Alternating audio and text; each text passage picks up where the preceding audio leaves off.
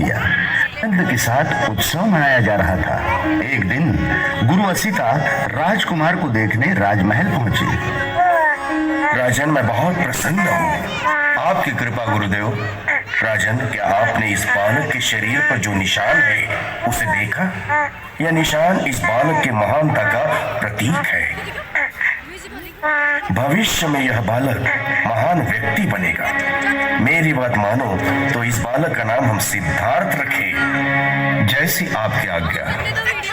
किंतु मैं बहुत दुखी हूँ। इस बालक की महानता देखने के लिए शायद मैं इस संसार में नहीं रह पाऊंगा। इसके तत्व ज्ञान का मुझे अनुभव नहीं मिलेगा।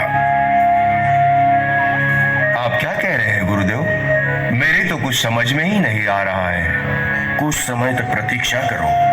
जैसे इस बालक की आयु बढ़ती जाएगी वैसे उसे जीवन का कड़वा सच समझने लगेगा और तब यह बालक इस सारे राजपाट का त्याग कर सिद्धि प्राप्त करके बुद्ध के नाम से जाना जाएगा। मुझे पता है कि आपका भविष्य कभी गलत नहीं होता, परंतु मेरे इस राज्य को कौन संभालेगा? इसका वारिस कौन बनेगा?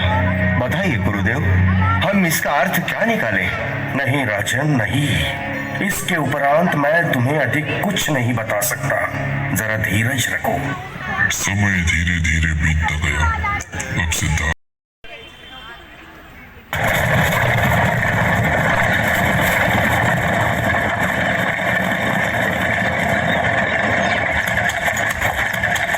सारथी, जरा रुको। ये क्या है? यह तो एक वृद्ध व्यक्ति है। मतलब? सभी को अपने विशिष्ट आयु के पश्चात वृद्ध होना पड़ता है। कुछ वर्ष बाद आप भी वृद्ध हो जाएंगे।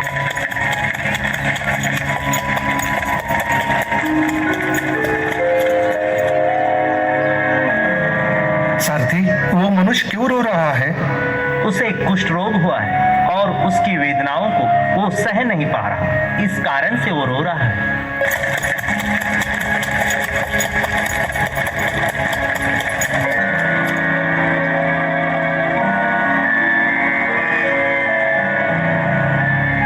ये क्या है? उस मनुष्य को अपने कंधों पे कहां और क्यों ले जा रहे हैं? महाराज, उस मनुष्य की मृत्यु हुई है और उसे वे लोग शमशान ले जा रहे हैं। इसी प्रकार हर एक व्यक्ति की मृत्यु अटल है।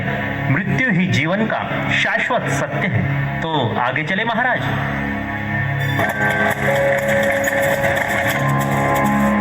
सारथी, बहुत हुआ। हमें राजमहल ले चलो। क्या हुआ सिद्धार्थ? किस गहरी सोच में डूबे हो? पिताश्री, मैं सोच रहा हूँ कि मैं कौन हूँ, मृत्यु क्या है। इन्हीं सब बातों का मैं अध्ययन करना चाहता हूँ। किंतु सिद्धार्थ, इसमें चिंताजनक ऐसी कौन सी बात है? मुझे समझ में नहीं आता। एक दिन तो मुझे मरना ही है, अर्थात जन्म लिए हुए हर व्यक्ति को मरना ही है। तो फिर इस नश्वर शरीर के मोह में मैं क्यों पड़ूं? तुम तो सत्य से दूर भाग रहे हो।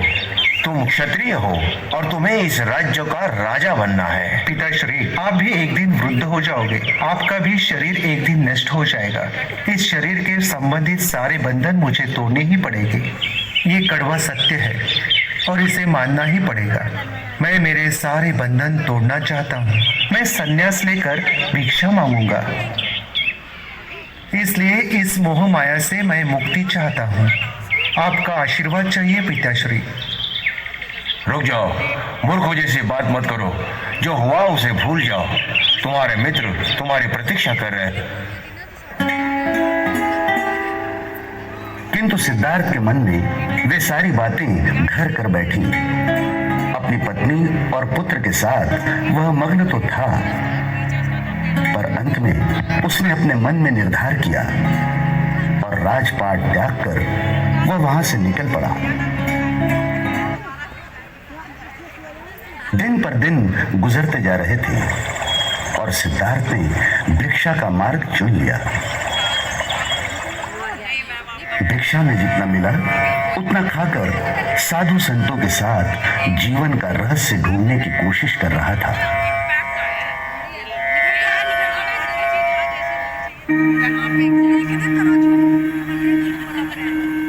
जो ज्ञान मैंने अपने अनुभव से प्राप्त किया उसी की ही बात कहता हूँ।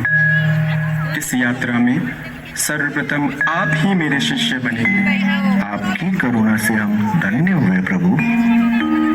4 आरेख सत्य हैं।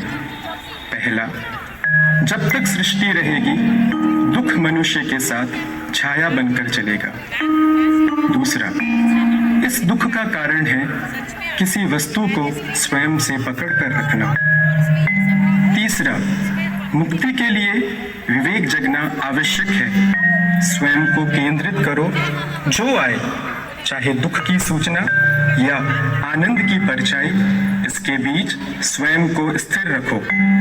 चौथा, इस मार्ग पर दुख के बंधन टूटेंगे और परम सत्य की उपलब्धि होगी। इस परम सत्य की प्राप्ति का मार्ग क्या होगा गुरुवर? ये अष्टांग मार्ग है। इसके माध्यम से सम्यक ज्ञान, सम्यक विचार, सम्यक वाणी, सम्यक कर्म, सम्यक जीवन यापन, सम्यक प्रयास, सम्यक चेतना और एकाग्रता संभव होती है। मैं बुद्ध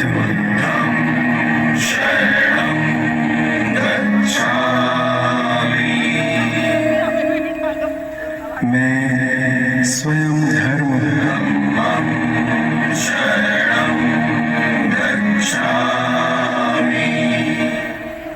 जो मार्ग मैंने खोजा वो समस्त मानव जाति के निर्वाण का मार्ग बने। संगम शरणं गच्छामि।